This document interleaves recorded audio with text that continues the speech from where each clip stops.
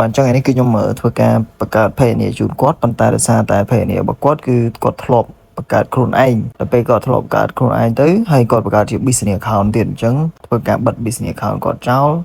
យើងនឹងធ្វើការបង្កើត account ថ្មីឲ្យគាត់ដោយយើងប្រើជាប្រភេទ personal account ព្រោះ business account វាត្រូវការបាញ់លុយចេញចូលអីវាអាចនឹងទាមទារឯកសារមុខជំនួញឬក៏ business របស់យើងណាបន្ទាប់មកទៀតគាត់ថាបើឯងទទួលបង្កើត PayPal អត់ហើយក៏គាត់យកសេវាកម្មបង្កើត PayPal ពីខ្ញុំទៅខ្ញុំសួរថាបងយកបង្កើត PayPal ហ្នឹងយកទៅធ្វើអីគាត់ថាយកទៅភ្ជាប់ជាមួយនឹង game ព្រោះថ្ងៃគាត់ខ្ចី PayPal របស់មិត្តភក្តិគាត់ដើម្បីភ្ជាប់ទទួលលុយពី game ហើយមួយវិញទៀតគាត់មាន account TikTok មួយទៀតដែលជាប្រភេទ TikTok ខលុយហើយវាតម្រូវឲ្យយើងភ្ជាប់មួយ PayPal អញ្ចឹងគាត់ក៏ទទួលយកសេវាកម្មបង្កើត PayPal ពីខ្ញុំមួយទៀតទៅគាត់ថាយកទៅភ្ជាប់ game ផងយកទៅភ្ជាប់ TikTok ផងតែ PayPal ដែលខ្ញុំបង្កើតឲ្យគាត់នេះមិនធំតែភ្ជាប់ game មិនធំតែភ្ជាប់ TikTok ទេគឺយើងអាចយកទៅភ្ជាប់ជាមួយនឹង Facebook បានទៀតណាហើយនេះគឺខ្ញុំបង្កើតឲ្យគាត់ឲ្យគាត់ log in នៅលើទូរស័ព្ទដៃរបស់គាត់ប៉ុន្តែខ្ញុំអត់បង្ហាញឈ្មោះគាត់ទេឥឡូវខ្ញុំអូនឡើងលើដើម្បីបងប្អូនមើលថាគាត់បង្កើតភ្លាមគាត់យកទៅភ្ជាប់ភ្លាមតើលុយធ្លាក់ចូលអត់ឥឡូវយើងមើលដល់គ្នាហើយសម្រាប់ខ្ញុំ game គឺខ្ញុំអត់ប្លុកទេអញ្ចឹងខ្ញុំអត់សូវច្បាស់ជាមួយ game ទេប៉ុន្តែដល់ពេលគាត់បង្កើតឲ្យគាត់យកទៅភ្ជាប់ភ្លាមចាំមើលមានអីប្លែកតោះយើងអូនឡើងលើមកយកបន្ទាប់ពីខ្ញុំអូនឡើងលើពុកម៉ែបងប្អូនឃើញអញ្ចឹង PayPal របស់គាត់ឃើញគាត់គាត់ភ្ជាប់ game ភ្លាមគឺលុយធ្លាក់ចូល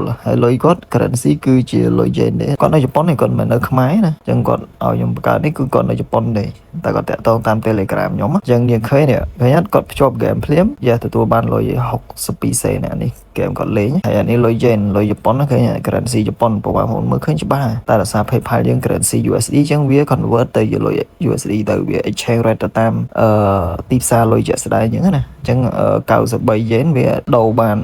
នេះជិត1រៀលខ្វះ38សេន1រៀលយកតោះឥឡូវយើងស្ដាប់ voice គាត់ពីធំនេះមកយបាទឥឡូវជាមួយខ្ញុំសាកបងសិនចឹងចូលដល់បងនេះខ្ញុំសាក100 yen ចំលុយធ្លាក់ចូលមកមែនខ្ញុំបាញ់ពីហ្គេមចូលមិញខ្ញុំសាក100 yen ចង់នៅវាចូលអត់ទេមិញហ្នឹងបងយកទៅភ្ជាប់ហ្គេមហើយលុយធ្លាក់ចូលមកអញ100 yen ចូលហើយវាដូរទៅជាដុល្លារអញ្ចឹងមានន័យថាលុយ100 yen លុយជប៉ុនហ្នឹងអាហ្នឹងលុយនៅក្នុងហ្គេមត្រូវលុយនៅក្នុងហ្គេមដល់ពេលយើងភ្ជាប់ PayPal ទៅលុយធ្លាក់ចូលមកនៅក្នុង PayPal យើងមកត្រូវ100 yen ណាដូចជា93 yen ដែរ93 yen អត់ហ្នឹងទេមកគាត់ណាដូរអ៊ីមែលតែអ៊ីមែលរបស់ពួកម៉ាក់ខ្ញុំមុនចេញឲ្យដាក់របស់យើងនឹងចូលទៅហើយជួយបញ្ជូនវេលុយចំនួនលុយហ្នឹងមកវាចូលមកខ្ញុំសាកមើលទៅខ្លាចវាអត់ដើរអញ្ចឹងធ្លាក់លុយចូលបានសម្រាប់អញ្ចឹងយើងប្រើ PayPal របស់យើងលេខខ្ចីអត់ប្រើអីអែមហ្នឹងហើយបងលុយដែលគាត់ហូបបានធ្លាក់ចូលមកផ្លុកតែម្ដងគាត់ remove PayPal មិត្តភក្តិរបស់គាត់ចេញហ្នឹងហើយហើយនេះ currency របស់ជប៉ុននេះឥឡូវខ្ញុំប្រិចឲ្យពុកម៉ែបងប្អូនមើលធំពុកម៉ែអាចមើលបានហ្នឹងនេះលុយជប៉ុន93 yuan 93 yen ស្អីខ្ញុំអត់សូវច្បាស់ដែរតែតើនឹងជប៉ុនភាសាជប៉ុននេះឃើញឥឡូវយើងសាកស្ដាប់ voice គាត់បន្ថែមទៀតទៅនេះអានេះកាយប័ត្រវាហើយហ្គេមវាចេញឲ្យ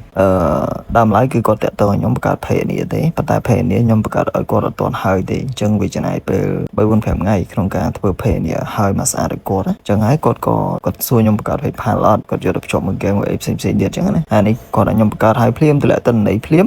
គឺគាត់យកភ្ជាប់ធ្លាក់លុយយកផ្លុកតែម្ដងហើយដូរមកធម្មតាវា convert ទៅជាលុយអាមេរិកឬក៏លុយដុល្លារភ្លាមតែម្ដងអត់ហត់នឿយក្នុងការ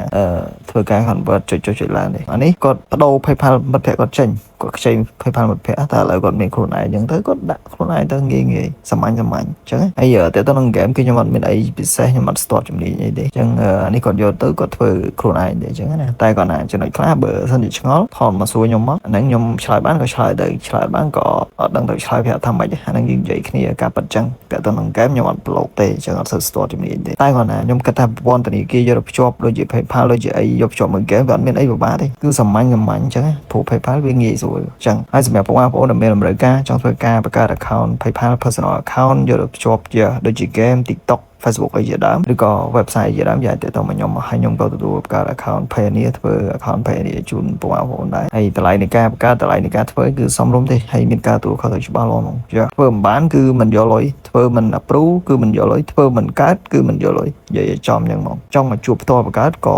បានហើយបើអត់ចេះ set up TikTok ទេតាក់ទងមកគឺខ្ញុំទទួលធ្វើទៀត set up TikTok set up អីហ្នឹងចុះវីដេអូខ្ញុំមានតែប៉ុណ្្នឹងទេបងប្អូនអាចស្ដាប់បានហើយសំឡេងរបស់គាត់អីរបស់គាត់គឺខ្ញុំអត់មានកុហកអត់មានបោកប្រាស់ទេអានេះគឺជា feedback ដែលខ្ញុំធ្វើចេញពីអ្វីដែលខ្ញុំឆានមួយគាត់ជាមួយគាត់អញ្ចឹងណាហើយក៏សូមការអនុញ្ញាតគាត់ដែរសូមអរគុណជួបខ្ញុំនៅវីដេអូក្រោយទៀតបាយ